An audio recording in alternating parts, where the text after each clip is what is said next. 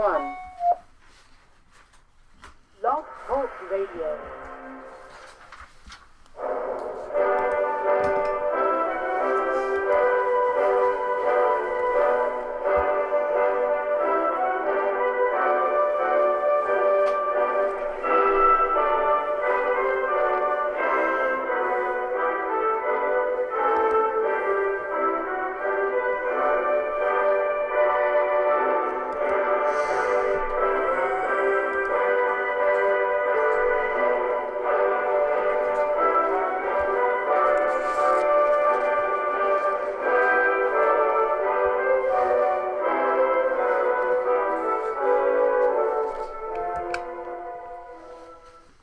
Boa noite, meus amigos.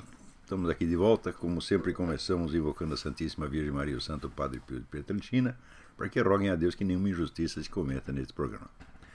Antes de tudo, eu queria lembrar que de 6 a 11 de maio eu vou estar aqui proferindo em Colonial Heights, Virgínia, o curso Introdução à Filosofia de Louis Lavelle. Louis Lavelle foi um dos grandes filósofos do século XX, talvez o maior de todos, e esquecido durante um tempo. Ele desaparece da circulação durante um tempo, depois volta, depois some de novo, né? E eu acho que ele merece muito mais atenção do que tem recebido. Se bem que no Brasil a desatenção não foi completa. Existe um excelente livro sobre ele, escrito pelo professor Tarcísio Padilha, que é vamos dizer, entre os estudos a respeito, é um dos mais famosos e respeitados. O curso vai ser de 6 a 11 de maio. Informações no meu site olavodecarvalho.org. Também queria lembrar a vocês que deem uma espiada na página Olavetes, onde vocês podem comprar coisas como esta maravilha aqui.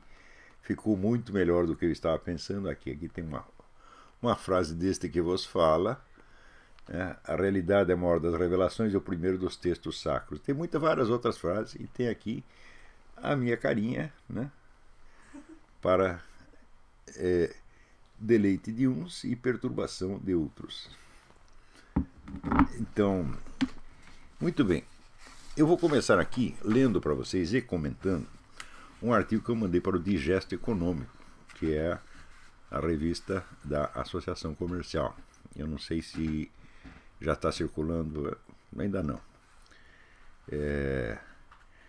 O artigo chama-se O Império Continental de Havana. Cuba imperando sobre toda a América Latina? Eis um cenário que no começo dos anos 60 era um perigo real e iminente. 30 anos depois, era a sombra de um pesadelo, para alguns de um sonho dourado, extinto para sempre. Hoje não é nem uma coisa, nem a outra. É uma realidade, um fato consumado.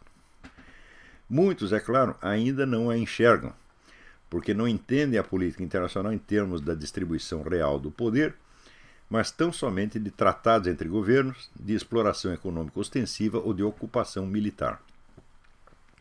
É o bom e velho formalismo burguês que os marxistas achincalham com justa razão e do qual já tiraram gostoso proveito milhares de vezes. Que pode haver de mais confortável do que lutar contra o inimigo que não entende o perigo e não quer enxergar de onde ele vem? Ao lidar com a sutileza e a inesgotável maleabilidade do movimento comunista, a mente educada nos cânones da modernidade ocidental, ciência, positivismo, racionalidade econômica, etc., age, no mais das vezes, como quem tentasse agarrar com as mãos um fio de água corrente. A um exame superficial, o regime de Havana parece fraco, politicamente isolado e em vias de extinção. Quem procura marcas visíveis de uma intervenção cubana na política das nações vizinhas, encontra alguns vagos sinais na Venezuela e nada mais. No entanto, a tolice das tolices seria medir o vigor do movimento comunista pelo poder nacional ostensivo dos países que o representam ou hospedam. O movimento comunista é transnacional na origem, nos objetivos, na estratégia e nos meios de ação. Nações e estados são apenas instrumentos de que se serve ou camuflagens de que se reveste, frequentemente usando-as no preciso sentido da máxima de Sun Tzu: quando está fraco, finja que está forte. Quando está forte, finja que está fraco. Você vê que até na União Soviética, o regime comunista nasceu assim. Então, logo eles se instalaram no poder, houve evidentemente aquela fuga, inimigos dissidentes possíveis saíram correndo, foram para Paris, para Londres, para o raio que eu parto. E o governo ficou com medo de que essa gente pudesse aprontar alguma coisa desde o exterior. Então, bolou um esquema para trazê-los de volta e poder dar um jeito neles, né?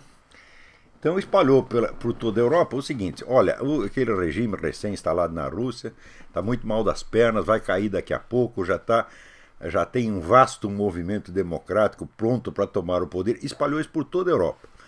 Deu um monte de trouxa, centenas de milhares de pessoas que tinham fugido da Rússia, voltaram cheios de esperança, chegaram lá, foram presos e executados na mesma hora. Então, quando está forte, finge que está fraco. Não é isso? E isso aí é uma constante no movimento revolucionário. Por quê? Porque o movimento revolucionário, sobretudo na sua vertente comunista, ele é todo inspirado em Hegel. Hegel é um dos pensadores mais sutis da humanidade. Tá certo? É um homem que desenvolve a técnica da dialética, de você pensar sempre por duas linhas opostas. Ele acredita que a estrutura do mundo real é feita de contradições, e de um processo em que uma coisa vai se transformando na outra. Não é bem assim, na natureza as coisas não são assim, mas no mundo histórico frequentemente são exatamente assim. Por quê? Porque a mente humana só funciona por contradições, por contraste. Não é isso? Até o Julián Marías dizia que a fórmula típica da proposição filosófica não é assim: A igual a B. É A não é B, e sim C. Porque se você não, e Benedetto Croce dizia: você não entende um filósofo se você não sabe contra quem ele está discutindo. Então a mente humana funciona assim, por oposições e contrastes. Então é lógico que na plano da sociedade, da história da sociedade, as coisas também se deem mais ou menos da mesma maneira, e esse jogo de contradições terá sempre presente.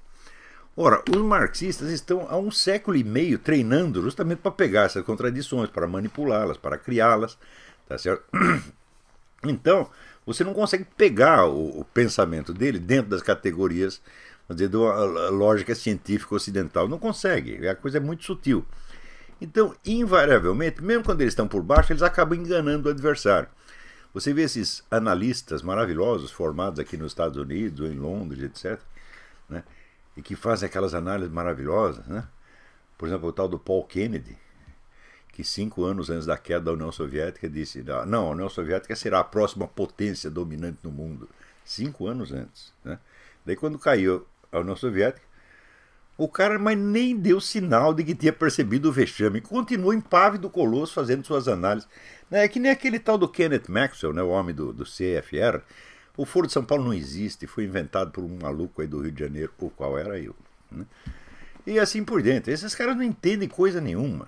Quer dizer, se você não tem anos de prática no estudo do marxismo e não tem alguma convivência direta com esse pessoal comunista, você não entende o jeito deles pensar.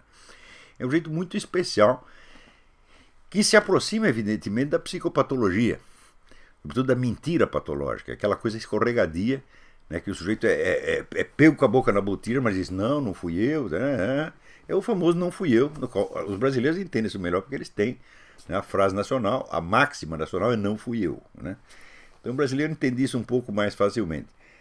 Mas esses especialistas americanos e europeus, coitados, eles boiam, são feitos de trouxa a todo momento. Né? Então estão sendo feitos de trouxas neste mesmo momento. Porque eu leio isso aqui, eu vou exemplificar. Mais enganador ainda é avaliar a periculosidade do comunismo pela prosperidade ou declínio econômico das nações que ele governa. Pobreza, miséria, desemprego, carestia podem derrubar um governo democrático que vive da aprovação popular.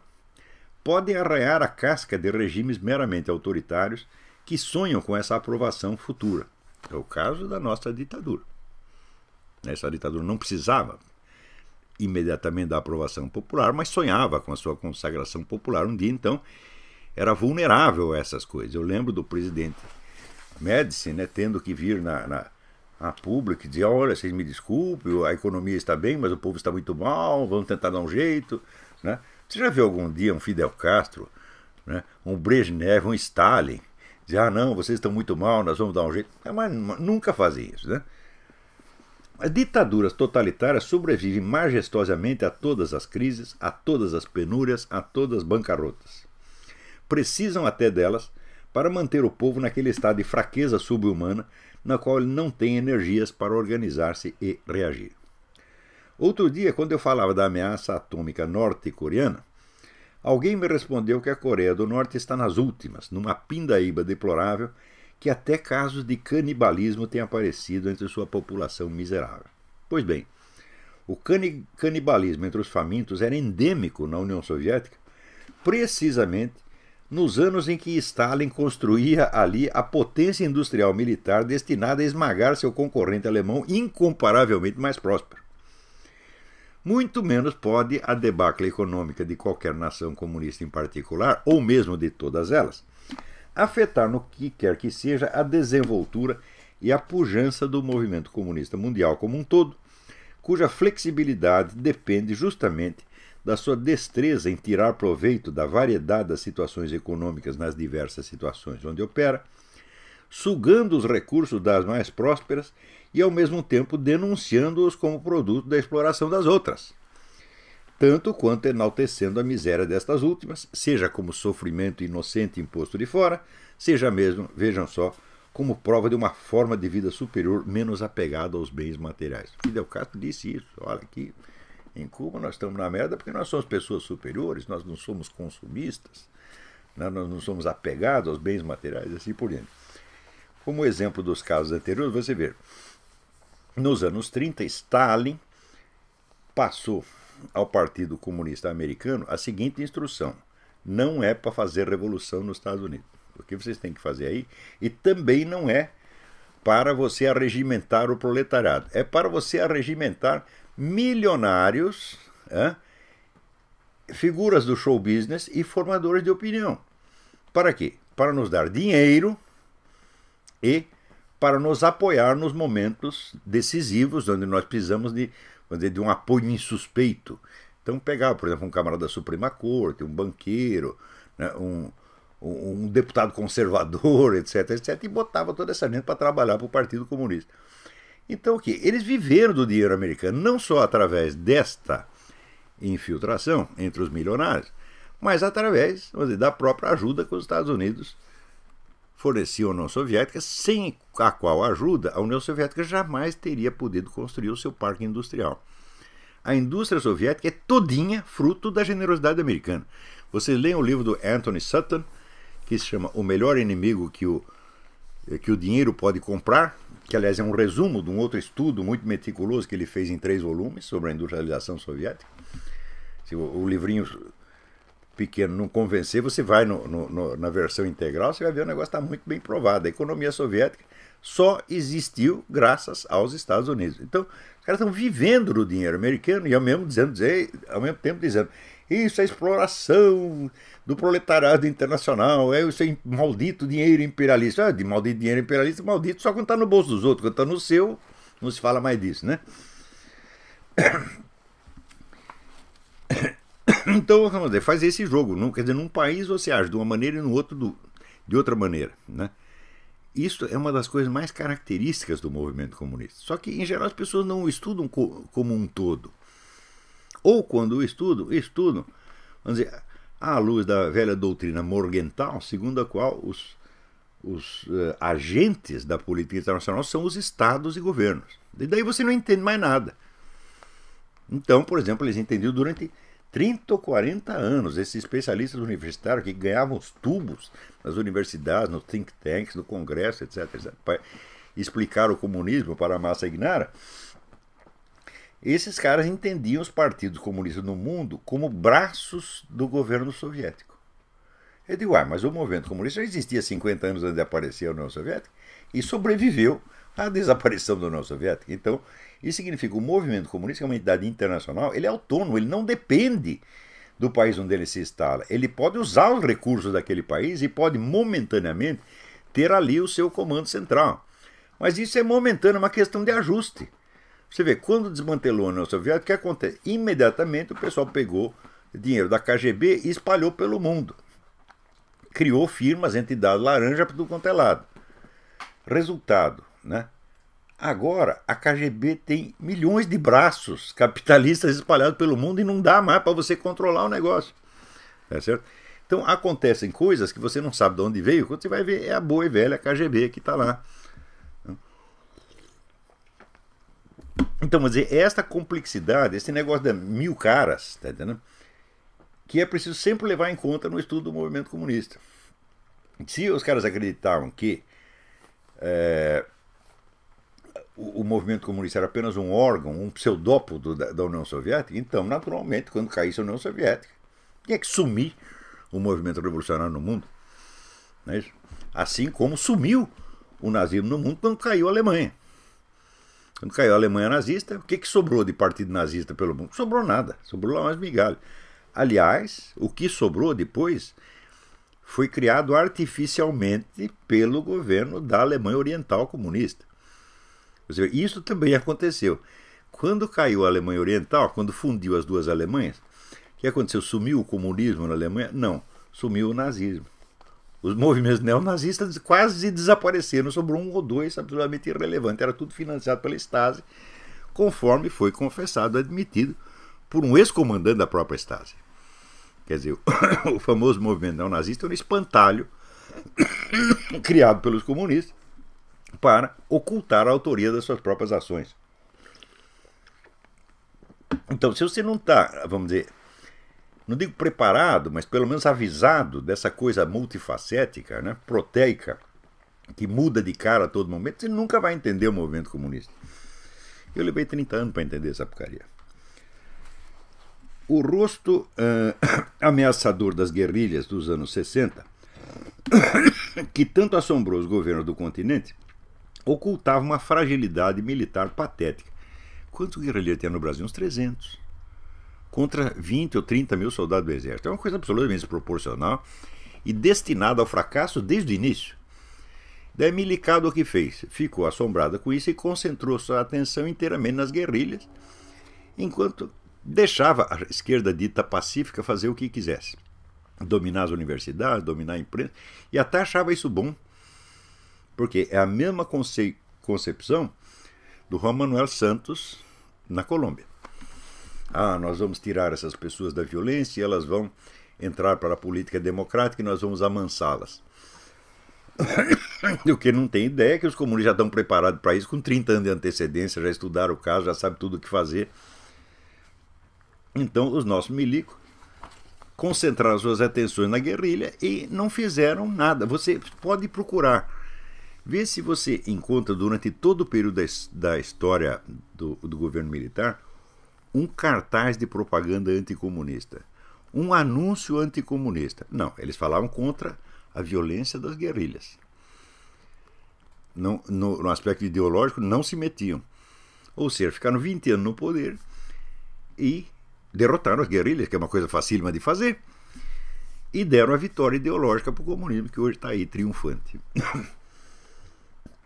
As guerrilhas nunca tiveram efetivamente objetivo militar nenhum. Foram apenas o boi de piranha de que os comunistas se serviram para desviar as atenções, enquanto promoviam discretamente a vasta operação de ocupação de espaços na mídia, nas universidades e no movimento editorial, do qual resultou, em menos de uma geração, a mudança radical da opinião pública, hoje pronta a aceitar passivamente ou até alegremente toda a proposta esquerdista que teria lhe parecido obscena 30 anos antes. Mutatis o mais bonito é o seguinte, é que as pessoas mudaram de mentalidade, mudaram de valores, mudaram de critérios de julgamento e elas não percebem que tem nada de esquerdista nisso. Por exemplo, esse pessoal abortista,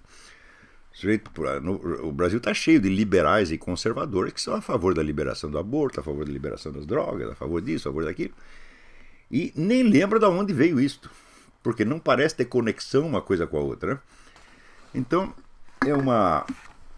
é o tipo, vamos dizer, da influência que pervade, que invade a atmosfera e todo mundo respira aquilo e não sabe de onde veio.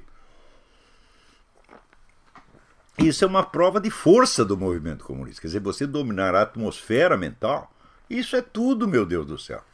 Mas a atmosfera mental não é uma coisa, não é assim uma tropinha de guerrilheiro que você pode dizer, olha, eles estão aqui, eles estão lá no Vale da Ribeira, eles estão lá em Caparaó, estão no Raio que eu parta.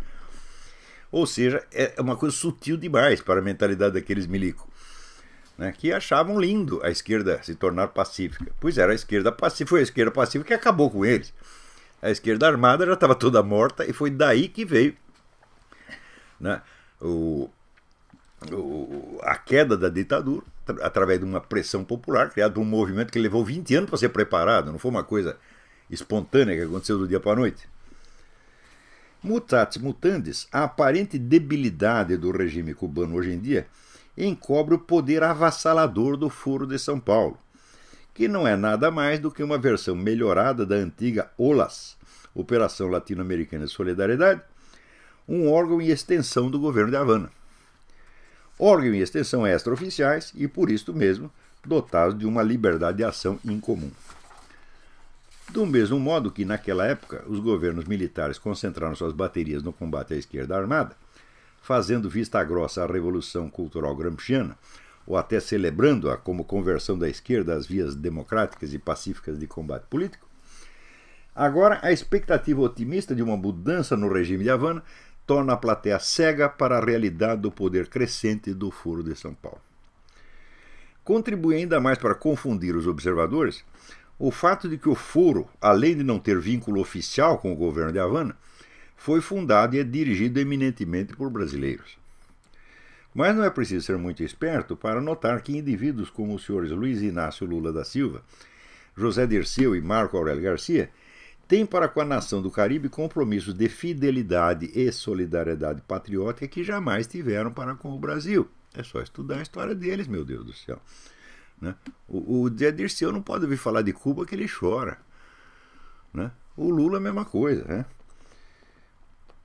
Eles mesmos já expressaram esses sentimentos muitas vezes em público e num tom emocionado que jamais se viu nos seus rostos quando falam da nossa terra. Os três e muitos outros na esquerda brasileira são, acima de tudo, patriotas cubanos. E patriotas daquele patriotismo especificamente comunista, que se apega a uma nação não por amar as suas tradições nacionais, sua cultura ou sua língua, mas porque vê nela a encarnação histórica, o centro irradiante da expansão revolucionária. É assim que comunistas do mundo inteiro se tornaram patriotas soviéticos, patriotas russos. Por quê? Adoravam a cultura russa, ficavam lendo Pushkin o dia inteiro? Não, estava um pouco se lixando para isso. É que a Rússia era a pátria da revolução. Então, automaticamente, tinha aquela emoção, o coração batia forte, porque era a pátria da revolução. Não pelas características nacionais, propriamente ditas. Do mesmo modo, esse pessoal gosta de Cuba por quê? Vivem lendo literatura cubana, cantando canções cubanas, etc. Nada, é porque é a pátria da revolução. A própria Dilma Rousseff, convém não esquecer, foi enaltecida por Hugo Chávez como uma grande, aspas, patriota da pátria grande. Patriota da pátria grande. Expressão do Hugo Chávez.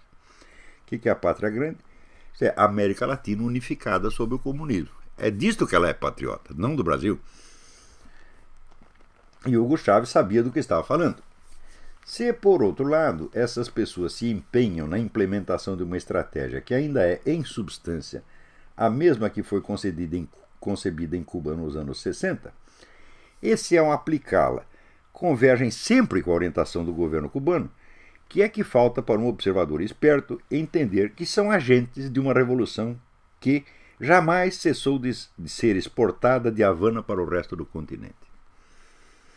A diferença entre as visões públicas do fenômeno nas duas épocas é ditada pelos cacoetes retóricos predominantes na mídia e entre políticos de direita em geral, então e agora. Nos anos 60, o apelo conservador ao sentimento de honra nacionalista impelia-os a buscar o dedo cubano por trás de toda iniciativa comunista para poder denunciá-la como alienígena. Quer dizer, o discurso patriótico era da direita. Então a direita fala, não queremos movimentos alienígenas, etc, etc. Hoje, o triunfalismo liberal inaugurado pela queda da União Soviética proíbe até mesmo reconhecer a persistência do movimento comunista. Quanto mais admitir que o moribundo regime cubano ainda dá as cartas. Você veja, a mídia, ela é todinha governada por slogans e cacuetes mentais, figuras de linguagem. Quer dizer, um raciocínio puramente verbal. A hora que o sujeito aprende aquele esquema verbal, ele simplesmente o repete porque é um instrumento de linguagem que ele tem Tá certo? Então, por exemplo, dizer, não, o comunismo está ultrapassado. Né? Bom, o próprio negócio do ultrapassado já subentende um erro de raciocínio tremendo. Ele subentende que você conhece o processo histórico de antemão, você sabe de onde ele está indo e para onde ele vai, você conhece o processo histórico como um todo, e você tem a série inteira dos capítulos que devem ser percorridos. Então você diz, isso aqui está ultrapassado, porque ficou lá no capítulo 43, agora nós estamos no 54. Tá certo? É claro que isso é inteiramente absurdo, porque ninguém sabe exatamente o curso da história. Tá certo? Existe o imprevisto na história, tá certo? E a história nos apronta mais surpresas do que nós podemos jamais imaginar. Então você raciocinar na história em termos de avanço e retrocesso já é se enganar a si mesmo. É claro que você sempre vai dizer que a sua posição é o avanço e a do vizinho é o retrocesso. Não é isso? Então, Hitler usava isso contra, né, os conservadores alemães, os cristãos, etc, etc. Não, nós somos o avanço, nós somos o futuro da Alemanha e vocês são o passado. Né? Daí depois os comunistas inventaram, não, o nazismo é o passado, nós é que somos o futuro, e assim por diante. Mas isso é um jogo de retórica apenas. Isso não reflete um exame efetivo do que está acontecendo, uma consciência real da substância do processo histórico. Né? Então, sempre que vocês veem esse tipo de raciocínio, saiba que você está falando com um palhaço, com um boneco de ventríloco. Qualquer um que use esta figura é um bocó de mola que não entende porra nenhuma do que está falando, entendeu? E que apenas está jogando com as figuras de linguagem. Você vê, claro, as figuras de linguagem elas são muito úteis, mas elas devem ser usadas, vamos dizer, para expressar uma percepção efetiva que você teve das coisas e não para substituí-la. E não para criar elas mesmas uma percepção. O sujeito usa essa figura de linguagem e a projeta no ar, como se fosse um cineminha, e ele passa a ver as coisas do jeito que ele disse. Quer dizer, ele acredita nas coisas não porque ele as percebeu, mas porque é o jeito que ele consegue falar. Então, isso quer dizer também, para vocês que estão estudando e tal, veja, se você não domina a sua língua, ela domina você. Ou seja, você tem que ter na mão todos os instrumentos de expressão possíveis para a sua linguagem ter a flexibilidade necessária para expressar as coisas do jeito que você as percebe. Porque senão acontece o seguinte, a linguagem se substitui à sua percepção. Você monta a frase e daí você passa a ver as coisas daquele jeito. E isso aqui, vamos dizer, no jornalismo é regra geral, são todas assim. Eu não sei porque vocês leem a Folha, São Paulo, o Globo, o Estadão, isso aí é só intoxicação, é só bobagem, gente. Leiam livros, ou leiam revistas especializadas, revistas científicas, leiam coisa séria. Olha, eu lembro que quando eu era mais jovem, né?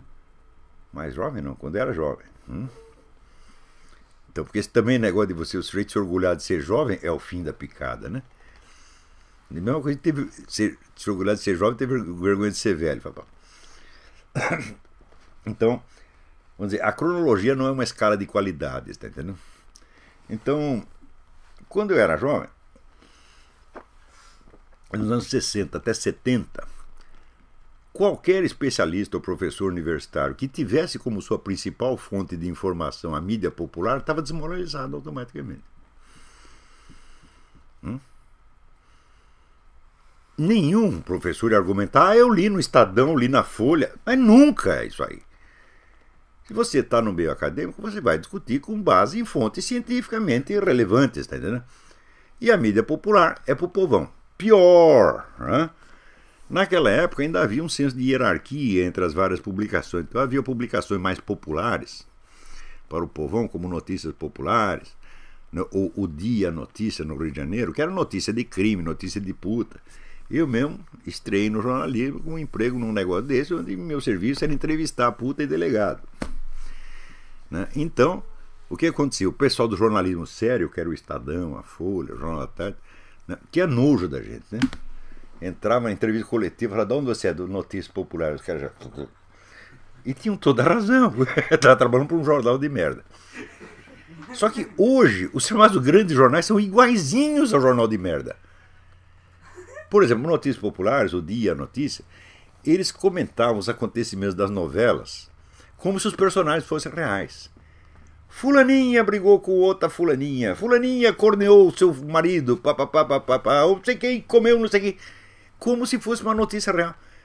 Naquela época só o jornal bunda fazia isso. Hoje todos fazem. O Globo faz, a Folha faz, o Estadão faz. Antigamente as revistas de fotonovela. Hoje em dia o jornalismo está no nível da revista de fotonovela, gente. É um negócio incrível. Quer dizer, mesmo o jornalismo mais elegante na época não era considerado fonte para uma discussão científica. O jornalismo não tinha autoridade científica. Hoje tem. Né? Hoje se sai uma coisa em toda a mídia, contrariando o que um cientista pensa, o cientista tem um ataque de temor servil, se caga nas calças. Ele diz, não, eu não vou enfrentar a mídia. Porra, eu vivi tudo isso. Meninos, eu vi, você tá entendendo? Eu vi isso acontecer. E pior, nos anos 70, eu escrevi um artigo que chamava Imprensa e Cultura. No suplemento, tinha um semanário chamado Jornal da Semana. E o semanário dele resolveu fazer um suplemento com artigos mais longos também. Eu escrevi um artigo chamado Imprensa e Cultura, dizendo que ia acontecer exatamente isso, porque era o que os jornalistas estavam querendo. Eles iam virar a norma e padrão de toda a cultura, inclusive cultura superior, cultura universitária. Eles iam ditar regras para a cultura universitária. E está acontecendo isso hoje. Quer dizer que a Folha tem autoridade científica, o Estadão tem autoridade científica, e o que não sai nessas merdas desses jornalecos, o pessoal não acredita. Daqui a pouco eu vou comentar a situação do Obama, vocês vão ver como é que é. Peraí, tem alguém na linha? Alô? Alô? Alô, quem é? Olá, você é o Guilherme, tudo bem? Guilherme? Guilherme Almeida? Não, Guilherme Linhares. Guilherme Linhares, tudo bem? Ô, Guilherme, mas tá com a voz igual. Tudo bem? Tudo bem, e você? Tudo em ordem, graças a Deus. Diga. Eu queria fazer uma pergunta para você, Olavo. Eu queria saber a sua opinião a respeito do senador Marco Rubio. Você acha ele um bom nome para a presidência em 2016? Você acha que ele tem chance de ganhar a eleição? Ele é excelente pessoa, mas acontece o seguinte, ele não atende aquele requisito constitucional de ser um cidadão americano nativo, isso é, filho de pais americanos. Ele é filho de cubano, mas ele é nascido em território americano. Não, mas não é esse o problema. Existe você ser cidadão americano, quer dizer, você nasceu em território americano, mas o que a Constituição entende como cidadão nativo americano é aquele que nasceu aqui de pais e mães americanos. Tem essa diferença. Entendi. Né? E ele não atende esse requisito. Agora, eu acredito, daqui a pouco eu vou comentar, dá para você esperar um pouquinho, daqui a pouco eu vou falar do caso do Obama, daí eu lembrarei esse caso do Marco Rubio e te responderei com mais detalhe. Dá para esperar 5 minutos? Eu vou desligar e depois eu escuto, tá? Tá bom, brigadão. Um abraço, Olavo. Um abraço, tudo de bom. Vamos lá. Como sempre, as análises da mídia popular não são análises, são jogos de cena. Já nem digo nada daqueles... Você vê, o pessoal fala, né? O Demetrio Magnoli falando, no seu segundo mandato, Obama irá para o centro, para uma política mais clintoniana, etc, etc. Aqui qualquer menino de escola sabe que é o contrário. Fala, não, agora o segundo mandato, ele está com a corda toda, agora que ele vai botar para quebrar. E é exatamente o que ele está fazendo. Mas acontece o seguinte, o Magnoli desejaria que o Obama fizesse isso. Então ele escreve aquilo como realidade. É o famoso wishful thinking, né? E o wishful thinking é feito todo de figuras de linguagem. Já nem digo nada daqueles amadores que, sem qualquer exame do problema, negam como exagerado e fantasioso tudo que saia do seu círculo de experiência corriqueira. A esses não se deve prestar atenção um só minuto, ou como diria Dante, non ragionam di lor, ma guarda e passa. Quer dizer, não vamos falar a respeito dele, dá uma olhada e vamos embora. Mas uma pergunta ou objeção bastante cabível é a seguinte. Se os comunistas dominam tão confortavelmente a situação na América Latina, se por quase toda parte conseguiram mesmo neutralizar, castrar as forças de oposição, que é que lhes falta para implantar no continente um regime comunista franco e indisfarçado? Por que, na mesma medida em que fomentam desbragadamente a ingerência do Estado na vida particular dos cidadãos, conservam a economia funcionando em direções que, deformadas o quanto sejam, ainda denotam de algum modo um capitalismo? Isso seria assunto para mais um artigo. Tudo que posso fazer aqui é enunciar 3 linhas de investigação que me parecem frutíferas.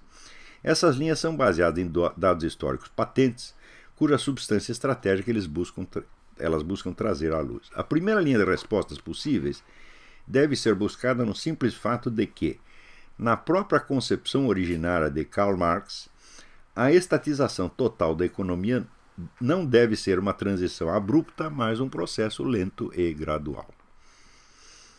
Ele até dizia que deve-se chegar a isso, por exemplo, através do imposto de renda progressivo. Ou seja, são muitas gerações para chegar lá. E durante esse tempo você fica num capitalismo, né? Depois eu posso explicar mais sobre isso. Aliás, ele dizia, parem, vou até explicar já. Ele dizia que nessa primeira fase você vai despir o capitalismo de todas as legislações que o humanizam e adoçam. Você vai tirar o direito de greve, você vai tirar toda a assistência social, apagar tudo, e você vai criar um comunismo cru. O comunismo cru ainda não é o comunismo. É o verdadeiro capitalismo selvagem, né? A experiência da União Soviética e da China levou as melhores inteligências do movimento comunista a repensar e rejeitar o comunismo por decreto ali implantado por Stalin e Mao. Quer dizer, esse negócio de você chegar lá e agora é o comunismo. Isso aí foi ejaculação precoce. E o movimento comunista, que está cheio de gente inteligente, muito capacitada, falou, esse negócio não dá certo, nós temos que fazer exatamente do jeito que Karl Marx falou, você não pode forçar, né, a coisa. E é exatamente o que eles estão pensando agora, tem que ser lento, gradual.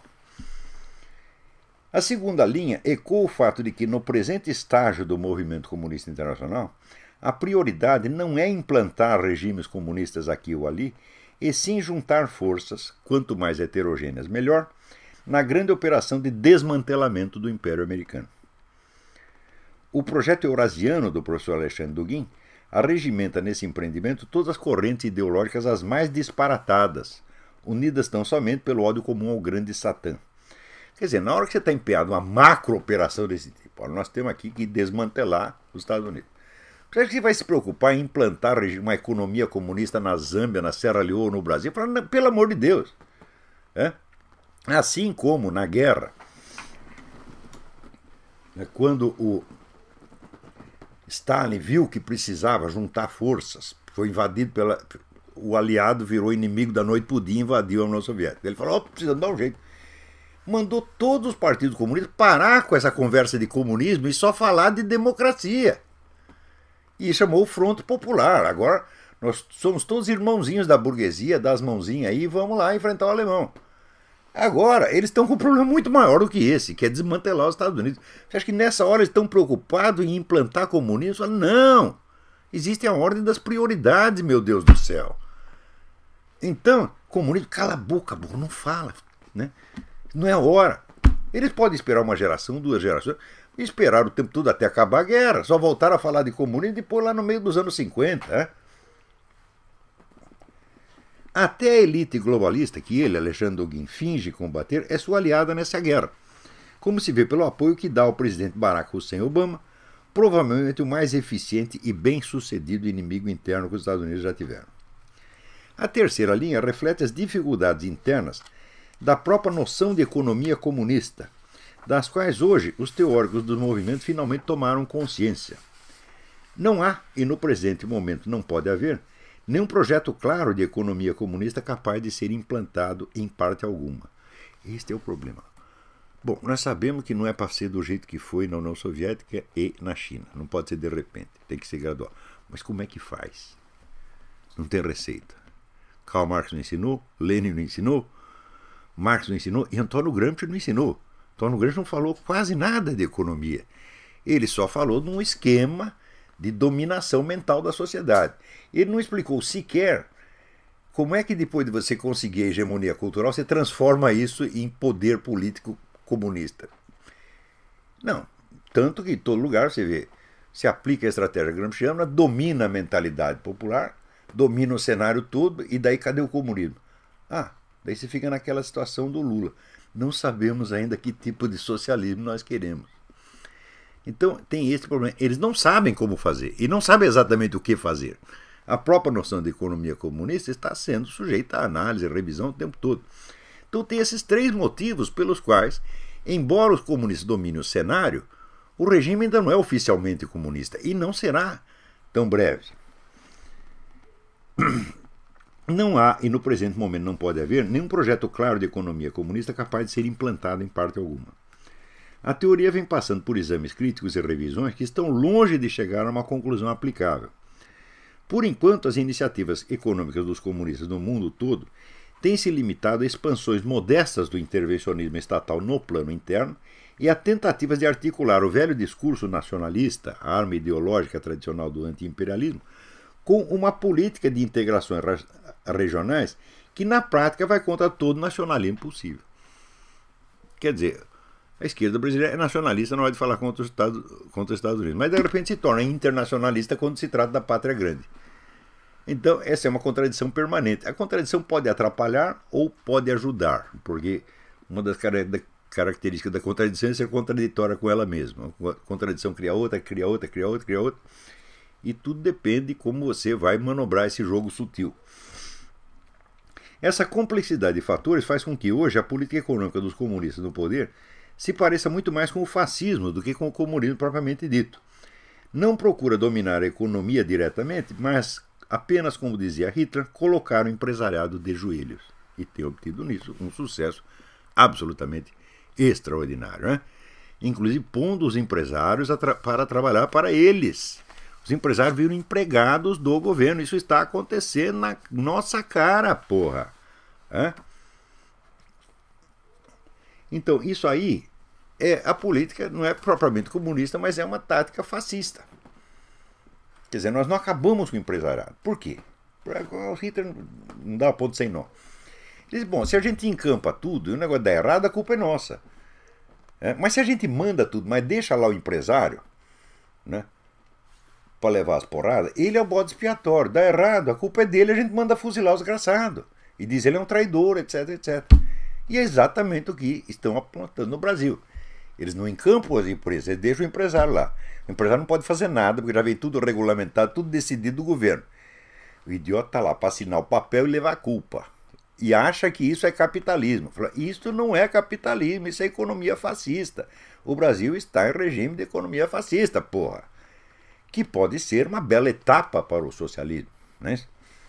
Muito bem, mal acabava eu de enviar esse artigo para o Diário do Comércio, passaram-se 2 dias e aparece esta notícia de que o embaixador cubano confessou que há agentes cubanos operando no território brasileiro para fiscalizar a tal da Ioni Sanches.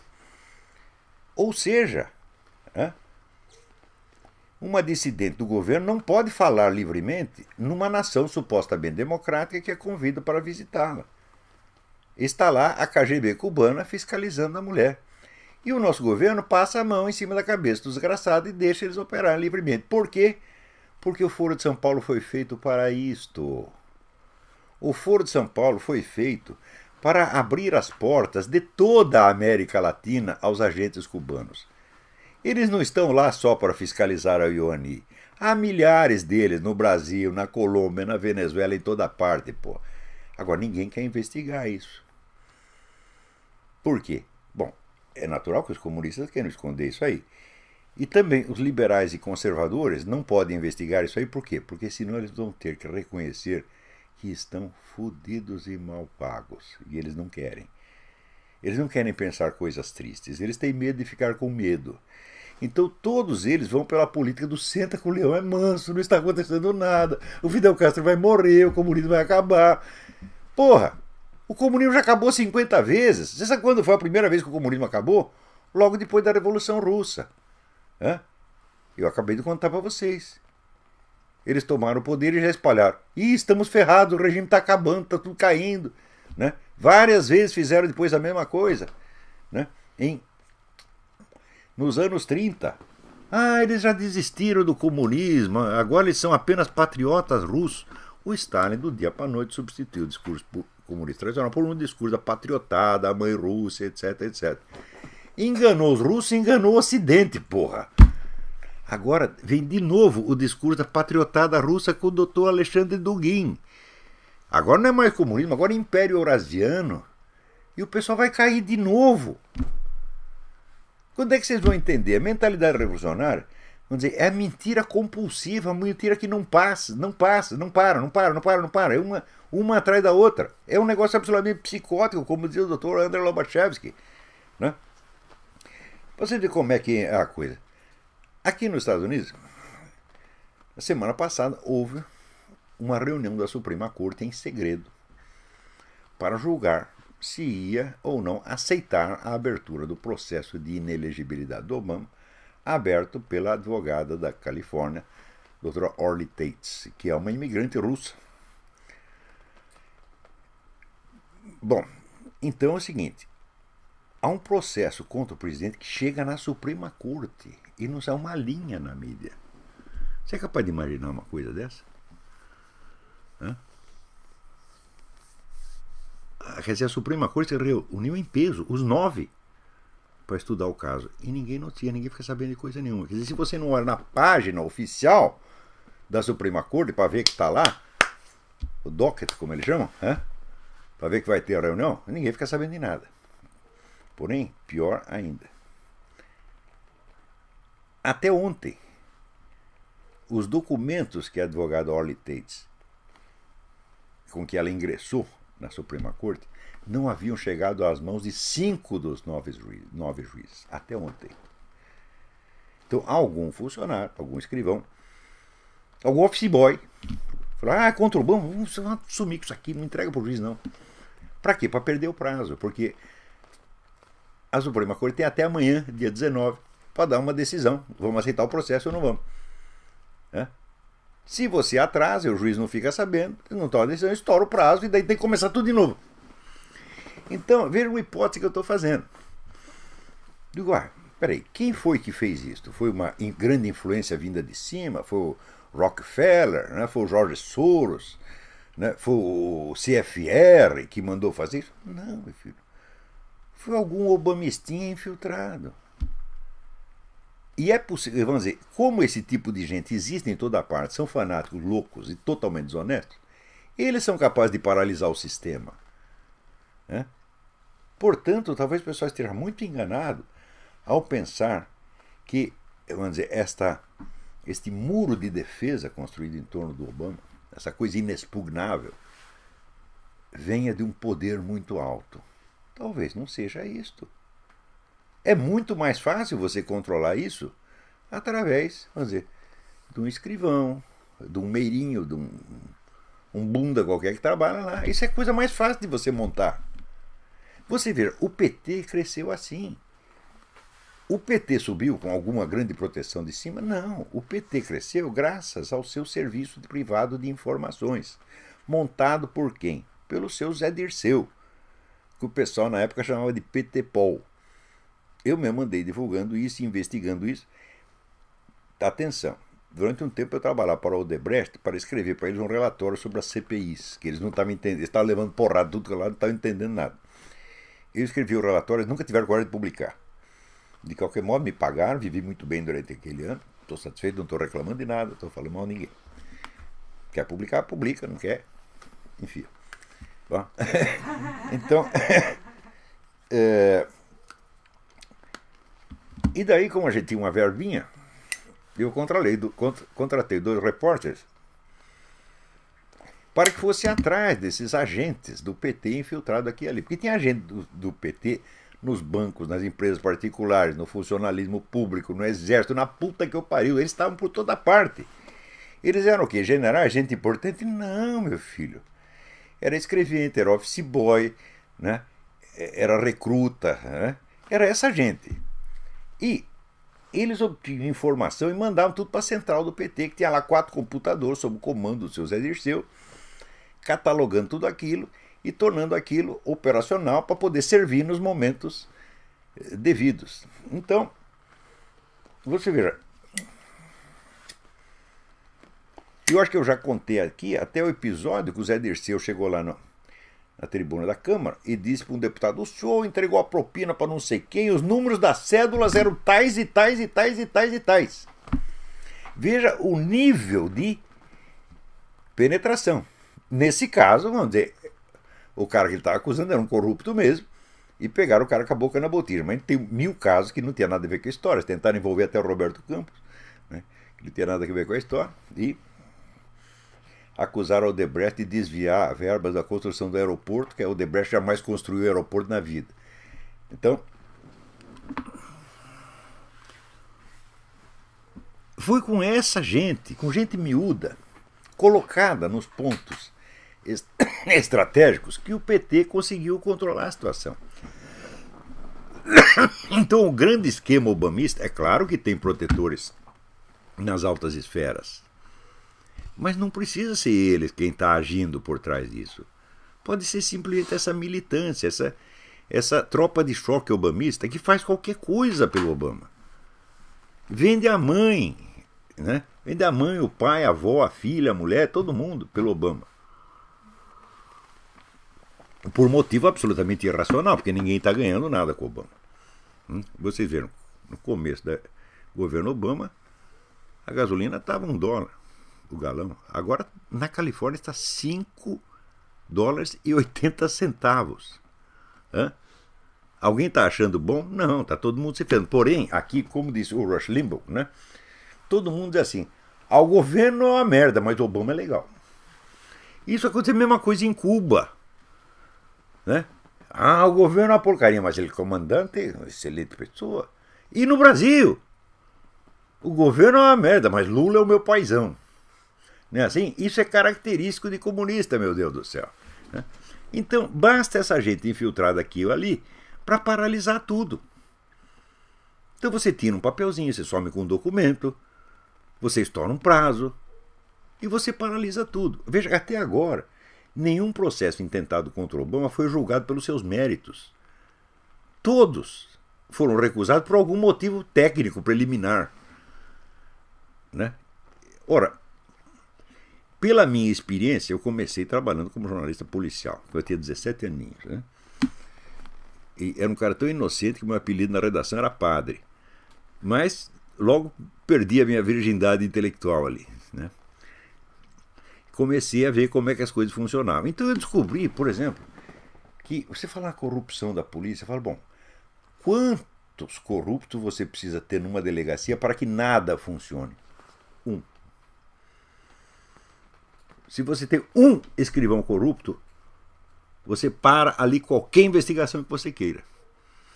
Eu ouvi a história, eu não sei se é verdadeiro, mas eu creio que é, de um ex-ministro que era advogado, não vou dar o nome do cara agora, não sei se ele está vivo, e que quando estava trabalhando como advogado, não como ministro, ele estava defendendo um cidadão num processo onde a única prova que tinha contra o cara era um cheque. E esse advogado era um homem muito míope. Então ele lia as coisas assim. Bom, um dia ele foi lá no cartório, pegou o processo e começou a ler. Quando foram ver, ele tinha comido o cheque. Então essas coisas são fáceis de fazer. E você não precisa de altas autoridades e um poder secreto para parar tudo isso. Não, a ideia até do poder secreto tem um efeito paralisante sobre as pessoas, faz com que elas tenham medo. Vai ver, você está lutando contra um office boy e você pensa que está lutando contra o Rockefeller. Né? Também, bom, você vê, numa redação de jornal, quem toma a decisão? É o corpo de acionistas? Não, o corpo de acionistas reúne uma vez por ano, porra. Hein? Não dá palpite. Nem entram na redação. Né? Se você me perguntar assim, quantas vezes você viu o dono, os acionistas entrarem na redação? Nunca vi. Nunca vi. Então, por exemplo, eu trabalhei no Estadão, no Jornal da Tarde, um tempão. Quantas vezes você viu? Tinha um Mesquita lá, que era o filho do Rui Mesquita, que ele botou lá de estagiário, que os jornalistas mandavam nele fazer a cabeça dele. Graças a Deus, era um homem inteligente, que não se deixou influenciar tanto. Mas os donos mesmo, os velhos Mesquita, não entravam lá nunca. Então, do mesmo modo que eu trabalhei na Folha, quantas vezes você viu o velho Otávio Frias na redação? Nunca. Então, quem toma as decisões no dia a dia é jornalista, não é dono de jornal. O jornal é uma coisa a elaboração do jornal é uma coisa de uma complexidade, de uma velocidade tal que um sujeito com uma palavra ele pode modificar tudo. Você imagina, por exemplo, naquela época tinha o Telex, né? Chegava aquelas tiras de papel com notícia do mundo inteiro e tinha um sujeito que lia todo o noticiário internacional e recortava os Telex, jogava fora uma parte e passava outra pra gente publicar. Daí você tinha que reescrever aquela porcaria toda. Aquele cara decidiu que saiu ou não, porra. Hã? Podia chegar uma notícia assim, caiu a Estátua da Liberdade. O cara joga no lixo. Se você tem um movimento político interessado, você pegava 3 funcionários do Telex, né? Um no Estadão, um no Globo, né? Outro na Folha, e pronto, a notícia sumia, porra. É a coisa mais fácil do mundo. Não precisa um grande poder atrás para fazer isso. E olha, esta militância obamista ela está em ação mesmo. Outro dia, a Orly Tates pegou uma discussão num site obamista, financiado por George Soros, no seguinte teor. Se a Suprema Corte aceitar o processo da Orly Tates, nós vamos entrar com uma defesa na seguinte base. O artigo da Constituição que proíbe que um cidadão não nativo, isto é, que pode ter nascido nos Estados Unidos, mas não é filho de pais e mães americanas, que impede que o cidadão não nativo seja candidato a presidente, é ele próprio inconstitucional, porque discrimina os estrangeiros. Então os caras estão lá discutindo isso, falam, bom, é ótimo, porque se eles fizerem isso, então eles estão admitindo que o cara é estrangeiro. Né? Bom, muito bem. Agora, acontece que esta Orly Tates, ela também não dá ponto sem nó. Ela fez a coisa certa. Ela não privilegiou a questão da inelegibilidade. Ela entrou com um processo de inelegibilidade só para poder botar lá no meio todas as provas de forgery, de falsificação documental. De modo que a Suprema Corte não pode examinar a coisa sem imediatamente tomar ciência de que foram cometidos esses crimes e ter que notificar outros tribunais. Então, mesmo que o processo de inelegibilidade não vá para frente, alguma encrenca vai dar. E eu, desde 2008, eu digo, o ponto fraco do Obama é que ele é um falsário. Não é que ele nasceu, né, no Quênia, no Zâmbia, na Serra Leoa, na Bahia ou no Rio Grande do Sul. Não é este o problema. O problema é que o homem é um bandido que assumiu a presidência com identidade falsa. Sobretudo as duas questões que eu acho as mais lindas, que são o do alistamento militar, que eles chamam Selective Service, onde o nego cortou a borrachinha do carimbo para fazer 08 parecer 80, de maneira que ele assinou em 1980 um documento que só foi impresso em 2008. Prodígio, é o exterminador do futuro. Né? E o negócio do Social Security, que ele usa o mesmo número de um tal de Harry Bunnell, que é um parente da mulher dele. E um outro Social Security, que é da mãe de um alto funcionário do próprio Social Security. Quer dizer, a coisa é tão furada, essas falsificações são tão óbvias, que não há mais o que discutir. No entanto, ainda tem pessoas que dizem não. Isso aí já foi resolvido quando o Obama publicou a certidão de nascimento dele, dizendo, não, mas a certidão de nascimento é precisamente o que é o problema. Ademais, né, tem pessoas que dizem, não, mas tudo isso aí é invencionice, é coisa do... Eles fizeram com Photoshop e botaram no YouTube. Eu digo, botaram no YouTube. Sim, e eles mesmo pegam os documentos falsos que eles mesmo inventaram e vão no tribunal para dar a cara a tapa. Se fosse treta, se fosse invencionice, ficava no YouTube, ficava só para efeito de propaganda. Mas você não vai, você com um documento falso no tribunal para ser desmascarado e preso. E não é só uma pessoa que fez isso, são dezenas de pessoas que fizeram isso, e gente importante, até o Alan Keyes, que é um homem respeitabilíssimo, entrou nisso. Você acha que o Alan Keyes vai pegar um documento falso e se arriscar num processo contra o presidente da República para sair ele próprio ali algemado e ir pra cadeia? Porra, pensa um pouco.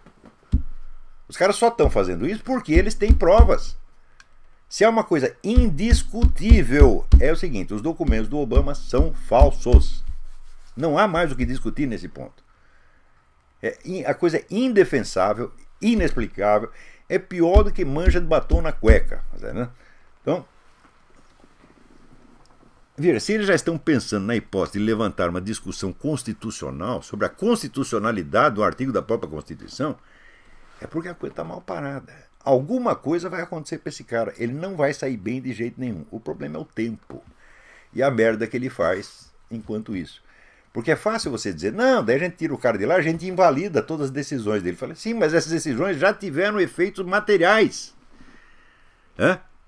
Por exemplo, ele já distribuiu armas para a Al-Qaeda, no caso de Benghazi. Isso está mais do que comprovado. Aquele embaixador, Christopher, ele estava lá, Christopher Stevens, né? Ele estava lá, a missão dele era esta. Inclusive o pessoal diz que o ataque foi ao consulado. Não foi ao consulado. Foi ao que eles chamam uma casa segura da CIA, onde ele se encontrava com o pessoal lá dos revolucionários para entregar arma para os caras. Pô. Quer dizer, ele estava numa operação ilegal, evidentemente. Como no caso do Fast and Furious, onde foram entregues armas para traficantes mexicanos, eles fizeram muito pior, né, na Líbia. Então o mal já está feito. Entendeu? Então não adianta você revogar a decisão. Você pode revogar a decisão, mas você não pode girar o tempo para trás e fazer com que as coisas desaconteçam. Já está acontecido. O déficit da economia americana já foi duplicado durante a gestão do desgraçado. Como é que você vai fazer? E agora? Quem vai pagar a conta? Nós revogamos a decisão do cara. Fala, e aí isso põe dinheiro no seu bolso? Não põe. Quer dizer, o mal já está feito. Né? E cada dia que passa ele pode fazer mais. Tem coisas que você pode revogar. Por exemplo, essa decisão dele de que deu a ele mesmo o direito de mandar prender ou matar qualquer cidadão americano sem sequer informar a justiça, quer dizer, o nego simplesmente desaparece, você não sabe o que aconteceu. Essa decisão pode ser revogada por quê? Porque ela não foi posta em ação ainda. Ou antes. Será que foi? Eu não sei. Porque se a decisão é secreta, se a ordem é secreta, pode ser que já sumiu aí umas meia dúzia de cara que estavam pentelhando, ele some com esse aí, tá, né? Joga no lixo. Né? E tem outras que não foram levadas à prática ainda. Bom, vale a pena revogar, mas o que já foi, não é decidido, o que já foi feito, não pode ser desfeito, porra. Esse déficit vai levar 100 anos para pagar esta merda, porra. Quer dizer, o destino do Barack Obama está selado, ele não vai sair bonito.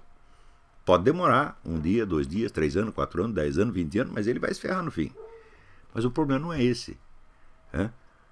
O problema é que ele vai se ferrar, mas o país já se ferrou. Então aí é a pressa da tal da Orly Tates, que eu acho no momento é a maior patriota americana. Ninguém levava ela a sério. Porque aqui nos Estados Unidos tem uma coisa assim.